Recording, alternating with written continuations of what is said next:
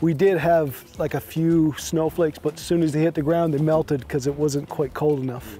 This time round, the Chamwada report comes to you right from Brook City that is situated in Newfoundland, in the most eastern part of Canada. Brook is known for its paper mill. We have a newsprint mill that was built here in the 20s. It was the biggest mill in the world. What do you know Kenya for, or Kenyans? When you hear Kenya or Kenyans, what comes to your mind? What are they known for? They're known for running, long distance running. That's what first thing I think of. We're good runners. They're fantastic athletes. So and coffee. When we were here, there was a Kenyan mission rocking the city.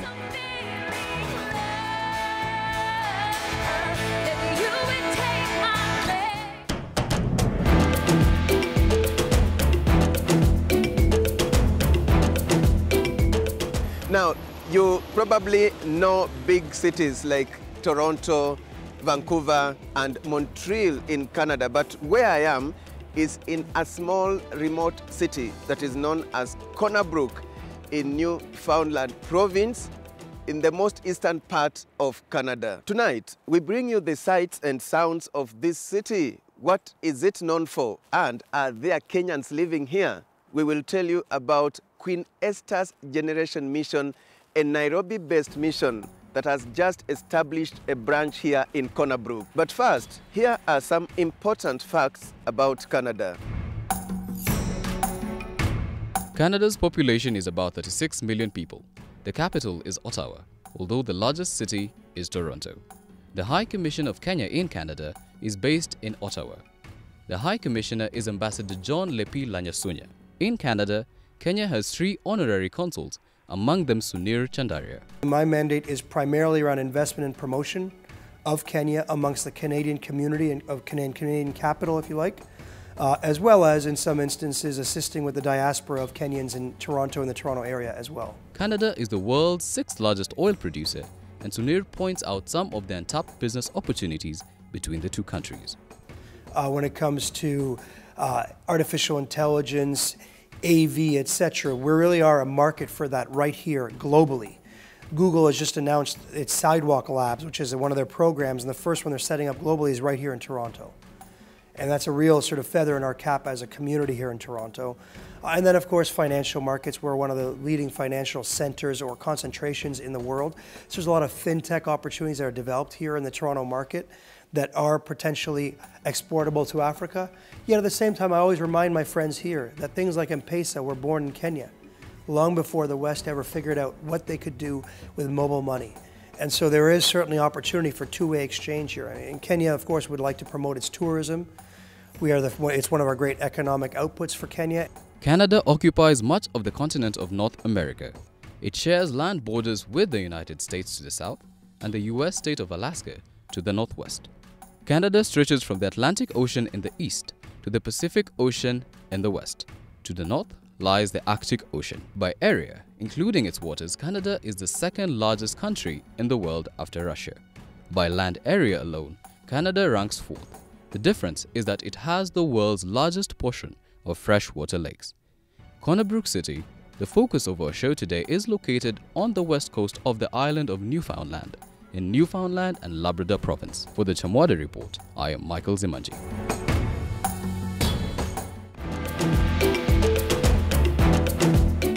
Brook, with a population of about 20,000 people, is located on the western shores of Newfoundland at the mouth of the Bay of Islands. With a combination of ocean and mountain scenery, 4 seasons, and friendly people, Brook is known around the world as a popular tourist attraction. A lot of times we get some people coming cruise ships, especially during the fall time of the year when the trees are changing color and you see, I guess, the beautiful colors mixed through the trees, from the red to the, the brownish color, and it's a beautiful, beautiful scenery until they fall off, of course, and we get to the winter season, which we're heading into right now.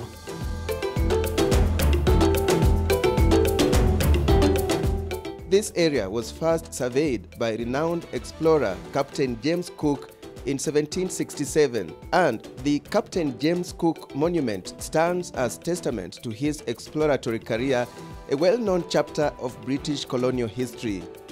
The historic site stands on a crow hill overlooking the city. By the middle of the 19th century, the population of Brook was less than 100, and the inhabitants were engaged mainly in fishing and woodwork. Well, behind us here is the Bay of Islands, which is, we call it the Bay, and in Newfoundland, for our dialect, it would be called the Bay. And what we see here is the boats come in through here, whether they're bringing cargo or freight or cruise ships, and of course they leave from here to go out into the Atlantic Ocean. And if you keep going up the bay, what you will run into is you would turn into what's called Humber River. And years ago, the Humber River was known for the logging companies for the mill, where they would actually float the logs down the river to the mill, in which we see in the background here. But I understand because of changing weather patterns, sometimes the weather can be unpredictable here. It is, yeah. You don't know if it's going to rain, snow, or, you know, have sunshine. Okay. Where we go down there? Or? Yeah, usually we stop around here. Is a great spot to look at over. It's right in this section, right? Great. Yeah, and you can see right out the bay here, so it's beautiful. If we go down this road here, you'll come to a place called Lark Harbour right at the end. And if you go across on this side, which the only way to get across to that side is there's a bridge down here that you cross, where it narrows up into the river. So then you cross that and you go all the way out to the end to a place called Cox's Cove. But once you get down to that end and that end, the only way to get from one side to the other would of course be with a boat. And, so from where we're standing, where is the North Atlantic Ocean? The North Atlantic Ocean, once you come out through the bay here, you will go right into the North Atlantic. Into the ocean, yep. Ahead of us. Okay. So all the ships and boats, they come in through, of course, through this bay. And what's the name of the river? The river is called Humber River. Humber River. And this is called the Bay of Islands. The Bay of Islands. Yeah. And you have... You're getting closer to the Gulf of St. Lawrence. You have ships carrying merchandise coming in? Yep. Cargo ships, and we get cruise ships. The most time that we get cruise ship will be in the fall of the year, where the trees are changing. Now tell me, so when it's very cold, real winter, and it's snowing, what happens to the river? A lot of times it'll freeze over and there'll be ice, so the ships coming in, you know, of course have to break through the ice. Years back when I was a kid, I actually have a scar on my chin because I was out on the ocean playing hockey. So we clear a spot, put on some skates, a few hockey nets, and we play a game of hockey. So it freezes and you can play hockey on this water or ice. It would have turned into ice. Yes. Now the bay doesn't turn to ice a whole lot. Years back it used to more, but now it doesn't freeze like it used to. But all of our lakes and ponds, when we go skidooing, we go right across those on skidoo because they're all frozen. So changing weather patterns, as we said, you know. We also do this thing called ice fishing. So we go and we drill a hole in the ice, and we'll let a line down, and we fish for fish through the ice.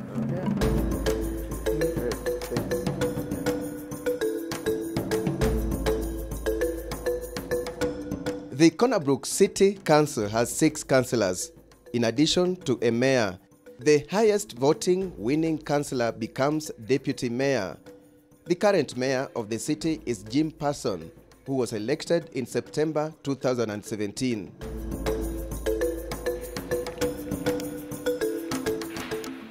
Brook is known for its paper mill. We have a newsprint mill that was built here in the 20s. It was the biggest mill in the world at one point when it was built. And now it's still in operation. It's run by Kruger, and its subsidiary Brook Pulp and Paper, and is the centerpiece of the city, right on the Bay of Islands. The mayor told us that his vision is to provide a conducive environment for the younger generation to invest more in the city. We have here in Newfoundland generally, and here in Brook, we have a population that's getting older. A lot of people are over 60, about a third of our population. And we need to attract young people and young families here and encourage more of our young people to stay here in order for us to enjoy the services and the economy that we have today. So our big focus is to do some economic development and really create jobs here and create an environment here that's welcoming for young families and immigrants. And we think that the university is a big part of that, and the healthcare system, our hospitals, they attract a lot of people to come work here from other places. So we want to make Corner Brook a vibrant place for them to come and live and raise their families. One of the costly operations in the city is dealing with the effects of adverse weather. When we were filming this documentary during the last week of November, it was just beginning to snow. And I'm told there are times when the snow here is as high as my height, even more. We have to clear that snow off the roads, of course, and we have to make sure there's no ice on the roads. So clearing the roads and salting and sanding the roads is a huge cost to the city, but it's necessary for us to operate, to get to school, to get to work. So it's, we have a lot of equipment and we have a lot of staff devoted just to snow clearing. And that's where we take a short break. When we return, the Kenyan connection in this beautiful city of Corner Brook.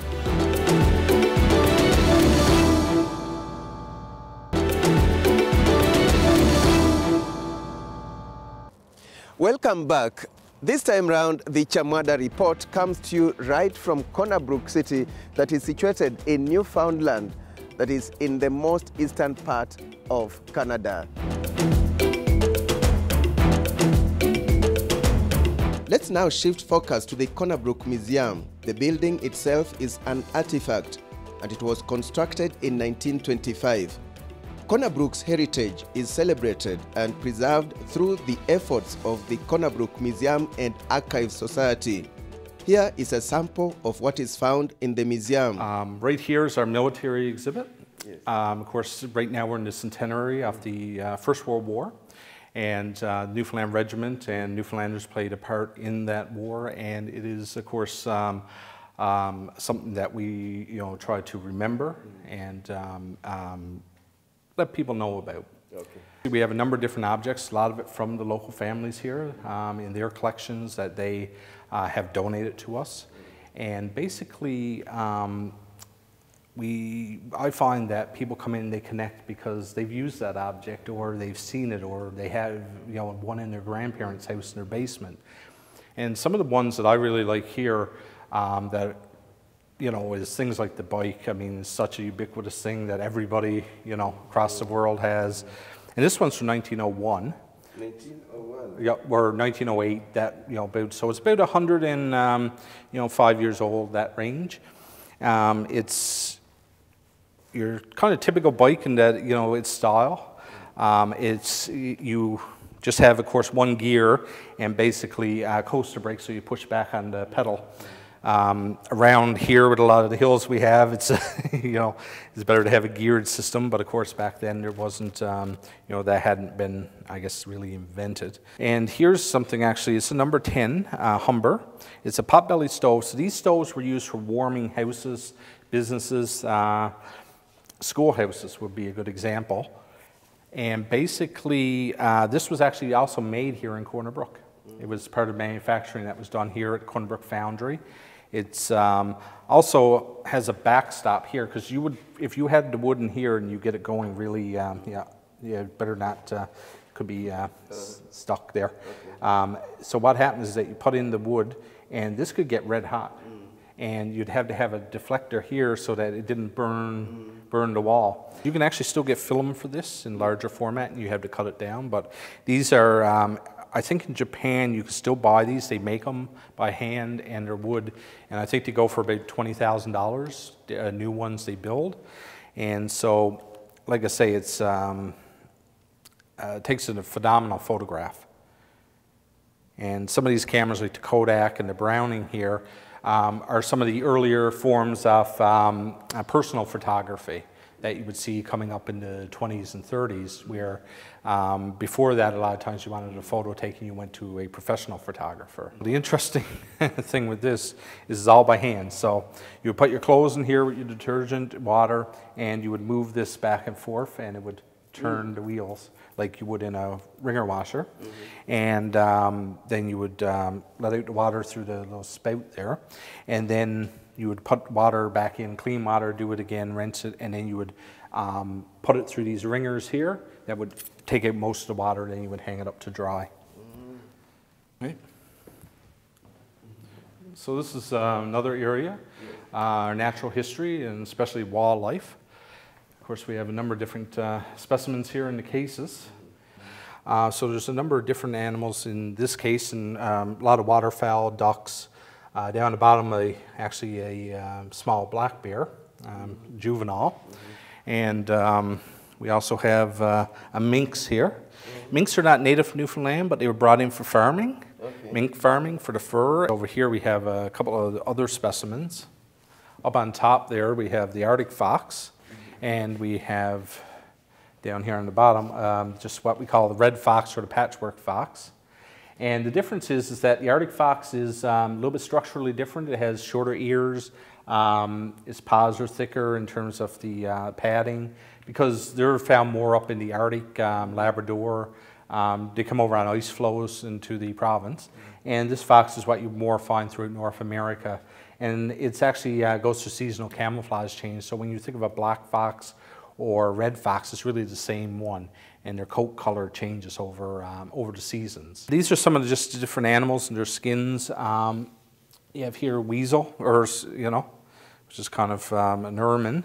It's what the royalty in Europe would wear, kind of, or known to wear. And also you have American mink, like the one we just discussed, in the case these are there. real skins, it's not. Yeah, oh, it is real. It's real. And these are all from the wildlife department, from the government. Maybe treated. No. Beyond what you would normally do to preserve the skins themselves. These were actually from the Wildlife Department. We're partners with them. A lot of the display here is from them, and of course our collection, like the cases. With tourism, there are always a lot of similarities in the baseline, and in terms of, like we just talked about here, wildlife.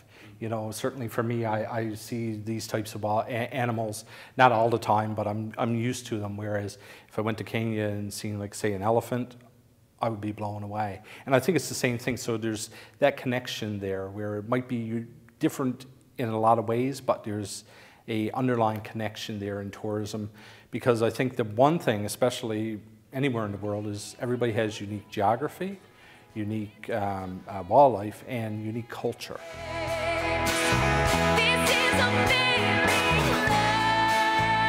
Still in Brook, the Nairobi-based Queen Esther's Generation, a movement aimed at empowering women and others through the gospel of Christ, now has a strong presence in Brook City. The movement is led by Pastor Esther Obasike. And I want to speak like Dr. Roslyn has said, we need to have spiritual insight to understand that this meeting is not another meeting. It's not the kind of meeting we say, let's just go, it's another church service. The Brook chapter was launched in November 2017 with Dr. Roslyn Okech, a Kenyan tourism professor teaching in Brook, championing the launch in collaboration with Sunrise Ministries. I'm feeling excited because this is the first time that I'm seeing so many Kenyans in Brook at a go, so it's exciting. It's really exciting to be supported by people from your country. And, when this is the first time that they're coming to Newfoundland, so at least they can see that I have people who support me and people who are, moving on the move with the Queen Esther's Generation. My home is Kenya because having left home about 22 years ago, I came to Kenya when I was just about 29 years old. And while in Kenya, I turned 51 years. I have turned 51 this year. And so when you calculate it, you will know that I've lived my vibrant and highly productive years doing ministry in Kenya. And so even when I go home to Nigeria, I have lost link with several friends. I don't know where some of them are, and some of them have scattered all over the world. So I don't really feel so comfortable back home because where my life has been spent and is still being spent is in the nation of Kenya. This is the first chapter in Canada. So we are launching the first chapter of Queen Esther's generation right here in Canada, and we are having the first launch here in Corner Brook. Eventually, we are hoping that we can be able to go to other provinces and other cities to establish the same. So QEG exists in several chapters in Kenya already, like I've mentioned. We have 2 of our coordinators here, and we also have a QEG in Virginia, Norfolk, Virginia. It was held for the first time in 2016. It's my first time in Canada, but I'm really enjoying it. I was in QEG, Virginia, last year for the inauguration. And this time again, I've come for the inauguration for QEG Canada. It's a very, very nice experience for me. And so far, I'm loving it. I have been to Canada several times. But this will be my first time in Newfoundland. Yes, in Newfoundland. And I can tell you, one of the culture of the people here is that you are the most friendly people on earth. Hospitality is a long way. Your hospitality is unequaled. Your generosity is spotless. And that's why we have found a home far away from home. Queen Esther's generation became the first international Christian movement to receive a certificate of proclamation from the city of Corner Brook. It was presented to the team by Mayor Jim Parsons. We are grateful for what God has been doing since we arrived here. The cooperation has been tremendous. The people are warm, the people are receptive, and the word of God is moving mightily in our midst, and we are grateful for that. The world is such a global village, and I'm telling you, the wars of partition, especially in race, ethnicity, tribal sentiments, if these things are broken, we will see the move of God like we have never done before. Because look at how we came from Kenya. We began our journey from Virginia. I came to Virginia on this same platform last week, and we were 26 of us from Kenya to Virginia. And we were received by Americans. They gave us red carpet welcome in Virginia. The mission was so productive. From Virginia, some of us came over to Canada. And right here, you can see what's going on. Without them looking at our colors, without them looking at our tongues, they have received us. You give seed to the sower, Father. And Lord, we thank you that as we give, you bless us, God, but not just to be blessed. You blessed us to be a blessing, Father.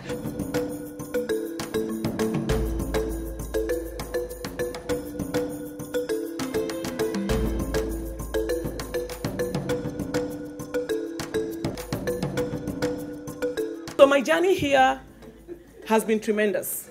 I never ever knew that this perhaps is what God called me for such a time as this. And so I'm internally grateful for this opportunity to serve in this capacity to a woman general in the kingdom, Pastor Esther Obasike. Mama, love you. Thank you for the opportunity to serve. But having said that, I wouldn't have done this on my own. You always need helpers. We always need helpers in whichever way that they can contribute. And yes, there was a lot of running around, there's a lot of coordination. I was working, I'm not on leave. Actually, when the visitors were here, I was picking them from the airport and going to work, coming back, doing the QEG, running around, doing protocol, all those kind of things, phone calls, emails. But the Lord gave me strength.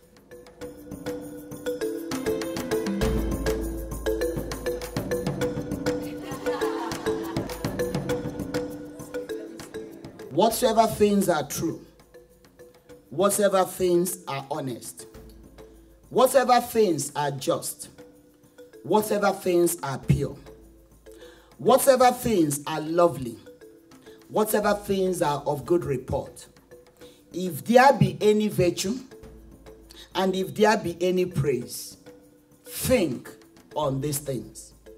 Those things which you have both learned this weekend and received this weekend and heard this weekend and seen in me in our little interaction, do, and the God of peace shall be with you. I want to use this platform to invite all of you to the annual summit of Queen Esther's generation in 2018 coming up from July 5th to 8th. Some of you may be saying, it's expensive to come to Africa. I want to let you know that the God we serve owns the cattle upon 1,000 hills. One of his names that you call him, and I do call him, is Jehovah Jireh. He's the God of divine provision. If you desire it, you will surely find yourself one way or the other in Nairobi, Kenya next year. And if it is difficult, God, the same God that flew Philip to Samaria without an aeroplane, the Bible says, and Philip just found himself in Samaria. When you are mandated to do mission, God can fly you in his own way. So I want to use this opportunity to invite you. If tourists who have no proper agenda spend money to come to Kenya just to look at our animals, they just come to look at the animals. They pay thousands of dollars to come and look at the wildlife and see the giraffe, the tortoise, the monkeys, the zebras, elephants, and all those stuff. And they are satisfied. What can you pay to come and do mission? That will be too much. My prayer is that I will see you first in Nairobi before you see me back in Canada. God bless you. What's your comment? What's your feeling having been the host? Sunrise was the host of this occasion. Been so blessed. We, of course, were asked, and we thought, yeah, that sounds like a good plan. We looked up a little bit about Queen Esther's generation, and we thought it's exactly something that we would love to have here. And having them come, it exceeded my expectations. So them coming and being a part, the passion, bringing people with them, watching them worship and their passion for worship, it was a beautiful thing. I've watched some different services from Kenya online through YouTube and through video, and I've always admired the passion in whether their dance, their worship, their singing, and to have them here to be a part of that, I feel like something rubbed off on us, and I'm so thankful for that. Pastor Favor Wole Joseph, the coordinator of QEG Mombasa County in Kenya. This event has been so great. We have been tremendously blessed. It has been a moment of transformation. It has been a great encounter in the presence of God. We've seen the lives of men and women transform.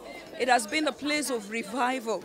It has been an encounter as it was in the book of Acts of Apostles. It has been a season of Pentecost. And we believe, God, that the fire of the Holy Ghost and the Spirit of God have hovered around this vicinity, and it's going to be a great moment in this city. It's been glorious. The first day was awesome. The second day was amazing. Tonight, the inaugural service was something else. I want to thank God because the scripture is being fulfilled in this ministry, that we will go to the uttermost part of the world, and the journey has begun. This has been my first experience with the Queen Esther Generation Summit, and it has been truly amazing and life-changing. I feel like everything in my life so far that God has been doing in my life, in my process of growing in God, has brought me to this point, and I feel like this is the beginning of something greater and bigger, for not just for me personally in my walk with Christ, but for our province, for our country, Canada, and for around the world. The fact that we brought God to them and showed them what it is to have God and put all your trust not on human beings but on God. We are so grateful to be part of this. You would lay down your life that I would be set free. Oh, Jesus, I sing for all that you've done for me. Sing the chorus again. This is amazing. This is amazing grace. Yes, we live in a global village, And we believe you've learned so much about Brook, a city with just about 20,000 people that is found in Newfoundland, a region in the most eastern part of Canada. And that's how we end up our show today. On behalf of the crew, I'm your host, Alex Chamwada, saying bye-bye from Canada.